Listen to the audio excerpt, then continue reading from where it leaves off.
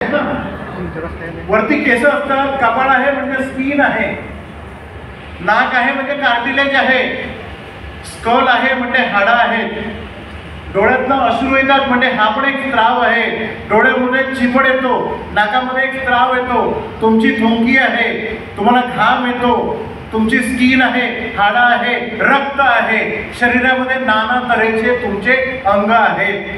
प्रत्येक अंगामध्ये एक एक विटॅमिन किंवा प्रोटीन त्याला लागू पडतं की नाही पडत? केस पाहिजे असतील चांगले तर तुम्हाला माहिती आहे विटॅमिन ई आणि प्रोटीन्स पाहिजे. हाडं मजबूत पाहिजे म्हणजे कॅल्शियम पाहिजे. रक्त चांगलं म्हणजे हिमोग्लोबिन चांगलं पाहिजे असेल तर तुम्हाला काय पाहिजे? आयर्न पाहिजे. आयर्न पाहिजे ना. कोणतं प्रोडक्ट आहे आपलं सर? फिलिंग. फिलिंग मध्ये एफई लिहिलेलं आहे. फिलिंग. कोणाला जर तुमचं रक्त कमी असेल, हिमोग्लोबिन जर तुमच्या शरीरात कमी असेल तर फिलिंग घेतलं तर एक बॉटल संपेपर्यंत तुमचं रक्त वाढतं. माहिती कोणाला आहे? कोण घेत आहे? माणसाला आजकाल टेम्परेचर येतं, लगेच जातो ना क्रोसिन घ्यायला. पण तो युरोपचा गोरा माणूस ज्याने क्रोसिन काढलं, पॅरासिटामॉल काढलं, तो बिलो 37 घेतो आणि तुम्ही क्रोसिन घेता त्याचं. तो हुशार का तुम्ही हुशार? तो नाही हुशार, आम्हीच हुशार, कारण आम्ही बुद्धिजीवी आहोत. असो कधी कधी इओनचे प्रॉडक्ट पण सांगायला लागतात, कारण आम्ही तब्येत पण चांगली ठेवतो आणि खाण्याकरता पण हेल्दी देतो. तर हे सगळं करायला लागतं. तर आपल्या पूर्ण शरीरामध्ये जिथे जिथे जे जे काही आपल्या शरीराचे पार्ट बनलेले आहे ते एका एका विटॅमिन आणि मिनरल्स किंवा कोणत्याही तत्सम घटकांनी बनलेले आहे. तसंच झाड सुद्धा, झाडाच्या सगळ्या प्रक्रिया ह्या एकेका घटकांसोबत बनलेल्या आहेत. खत म्हणजे फक्त युरिया, खत म्हणजे फक्त DAP असं नाहीये. त्या झाडाला कधी कधी म्हणजे जेवण म्हणजे फक्त रोज पोळ्या खाल्लं तर होतं का हो? कधी कधी कोबीची भाजी पाहिजे, वांग्याची भाजी पाहिजे, कधी कधी भरत पाहिजे. ती तुमच्याकडे काय म्हणतं? फौजदारी दाल पाहिजे, कधी कधी मिरचीची भाजी खायची असते, कधी कधी चवला ढावणं तर आपल्या जिभेमध्ये आहे.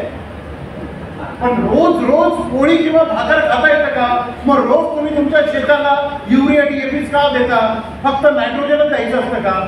तुमच्या शेताला, तुमच्या झाडाला, तुमच्या पिकाला सर्वांगीण विकास होण्याकरता, जास्तीत जास्त उत्पादन देण्याच्या पोटेन्शियल पर्यंत तुमच्या झाडाला आणण्याकरता ओलीफ पाहिजे असते. ओलीफ पुढे तुमच्या झाडाला खूप चांगल्या प्रकारे उत्पादन देणे, खूप चांगल्या प्रकारे वाढ होणे, खूप चांगल्या प्रकारे फुलं येणे, येणाऱ्या फळाची चमक वाढवणे, टिकाऊपणा वाढवणे, त्याचं फ्रॅग्रन्स सुवास वाढवणे, त्याची चव वाढवणे. झाडामध्ये तुम्ही साखरेचं प्रमाण जर तुम्हाला फळामध्ये वाढवायचं असेल, आता साखरेवर आलेलंच आहे, तर सांगून देतो जसं माणसांना डायबिटीज होतो तसं आम्ही डायबेटाईट पण देतो तुम्हाला. तसं झाडामध्ये पण एक आहे. तुमच्या फळामध्ये जर साखर उतरवायची असेल तर ओलीफ पाहिजे, आणि तुमच्या झाडामधून किंवा तुमच्या बटाट्यामधून जर साखर काढायची असेल तरी सुद्धा ओलीफ पाहिजे. आता तुम्ही म्हणाल बटाट्यातून साखर कशाला पाहिजे? अहो आजकाल ते चिप्स तयार करणाऱ्या कंपन्या असतात ना, लेज आहे, वेफर्स वगैरे आपण खातो ना प्रवास करत असताना, अहो तो पिवळा कसा राहतो चिप्स? कारण त्या बटाट्यामधून साखर काढलेली असते आणि ते कार्य ओलीफ करतं. या जगात कोणाला जमत नाही, ओलीफला फक्त जमतं. म्हणजे झाडात साखर, फळांमध्ये साखर टाकायची असेल तरी ओलीफ, काढायची असेल तरी ओलीफ, झाडांवर फळं आणायची असतील तरी ओलीफ, आणि वांझोडं करायचं असेल तरी ओलीफ, आणि वांझोड्या झाडाला सुद्धा फळ आणायचं असेल तरी ओलीफ. आता एक एक्झाम्पल तुम्हाला सांगतो. न्यूट्रिशन काय करू शकतं याची तुम्हाला कल्पनाच नाही. आंब्याचं सीझन सुरू आहे का हो सर? आंब्याचं सीझन सुरू आहे ना. आंबा हा झाडावर तेव्हाच लागतो जेव्हा आंब्याला पाहिजे असतं, बरोबर आहे का? तुम्ही म्हणा बरं आंब्याला की मार्चमध्ये येतो का तो, तुम्ही म्हणा जानेवारीत येतो का? पण तुम्ही जर ओलिव्हला म्हटलं की ह्या आंब्याला जानेवारीमध्ये फळ आण, ते देत आहे. आपल्या कोकणामध्ये हापूस आंब्याची शेती केली जाते. मे आणि जून मध्ये हापूस येतो. आता जो हापूस मार्केटमध्ये आलाय तो कर्नाटकातला आहे, कोकणातला नाही. अजून देवगडच्या नावाने विकतात, रत्नागिरीच्या नावाने विकतात, पण आता तो कर्नाटकचा आहे. पण जेव्हा आंब्याच्या झाडावर मोहर येतो त्याच्या 4 महिन्यानंतर आंबा लागतो, आंबा तयार, आंबा आपल्याला येतो. कोकणामध्ये मे 15 पासून तर जून मध्ये आंबा येतो. त्यामुळे त्यांच्या आंब्याला कधीही किंमत भेटत नाही, कारण मे मध्ये सगळ्यांचाच आंबा येतो. मग तुझा येऊन काय फायदा, बरोबर ना? रेट काही भेटत नाही. आणि एकदा पाऊस पडला की आपण आंबे खात नाही, पचत नाहीत आपल्याला, त्यामध्ये अळी पडते. पण आम्ही मागच्या वर्षीपासून कोकणातला जवळपास 3000 एकर आंबा हा आम्ही 2 महिने प्रीपोन केलाय. त्यांना मे मध्ये देत होता, आम्ही आज मार्च मध्ये आणलेला आहे. म्हणजे तुमच्या झाडावर जर, म्हणजे तुमच्या शेतामध्ये 5 आंब्याची जर झाडं असेल आणि तुम्ही म्हणालात की एकदाच येतात राव आणि ते सगळे पाहुणे घेऊन जातात आणि आंबा काही खायला भेटत नाही.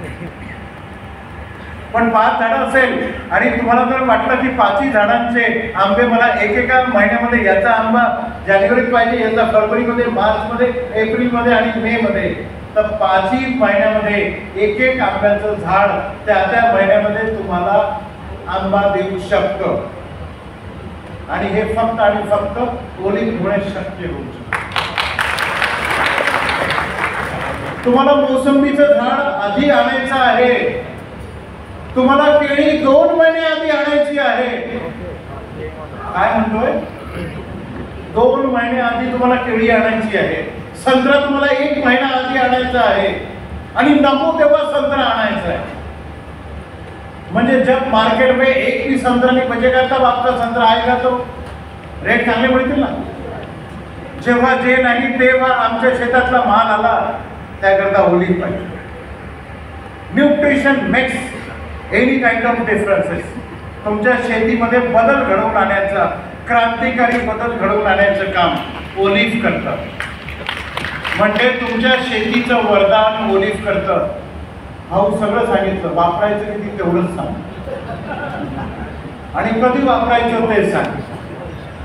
मला जास्त बोलायची सवय, ते कळतच मला, कारण बोलायलाच मला इथं ठेवलेलं आहे. प्रत्येक महिन्यामध्ये ओलिव्ह तुम्हाला 1 बॉटल वापरायची आहे. 500 ml ची बॉटल आहे.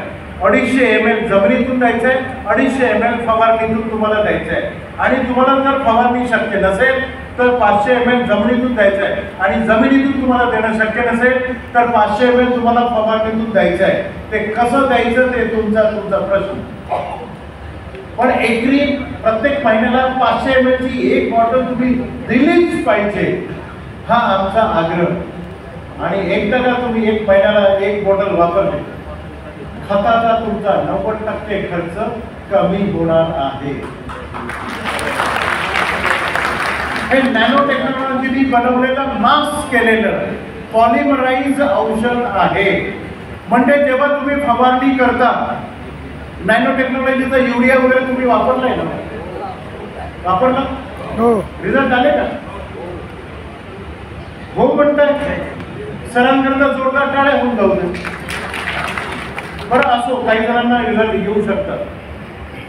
नायट्रोजन जर तुम्ही लिक्विड फॉर्म मध्ये जर फवारणी केली तर त्या लिक्विड मध्ये नायट्रोजन राहील का? पेट्रोल तुम्ही उघडं ठेवलं तर पेट्रोल उडून जातं का राहतं? उडून जातं. नायट्रोजन सुद्धा हवेमध्ये उडून जातं.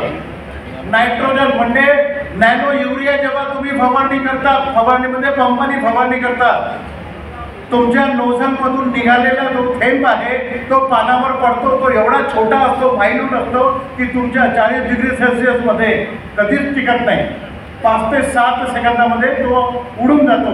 थेंबही उडतो, नायट्रोजनही उडून जातं. आणि झाडाचं पान जे आहे, कमीत कमी 45 सेकंदानंतर ते ॲब्झॉर्ब करतं. मग तुम्ही मारलं काय? काहीच नाही. पाणी मारलं, पाणी उडून गेलं, मजुरीचा खर्चही गेला आणि सगळंच पाण्यात गेलं. पण आमचं हे ओलिव्ह यामध्ये नायट्रोजन आहे, फॉस्फरस आहे, पोटॅश आहे, calcium, magnesium, sulphur, iron, molybdenum, boron, सगळ्या गोष्टी याच्यामध्ये आहेत.